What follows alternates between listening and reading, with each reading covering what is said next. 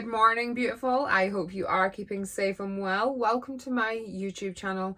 For those who I haven't met before, I'm Emma Ryder, psychic medium and divine channeler, and this is a heads up that this week's in-depth reading is out now. An overview of the energy. The divine feminine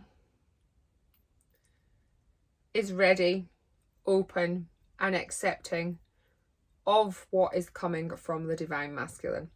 The divine masculine is very much powering themselves up, feeling the overwhelm, focusing on you, even when there's fireworks going off around them.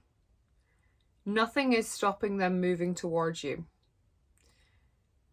It's intense, it's overwhelming, but they're determined. Okay, beautiful. If you want to watch the reading, please check out the link below. Thank you so very much for listening, and I look forward to seeing you in tomorrow morning's read.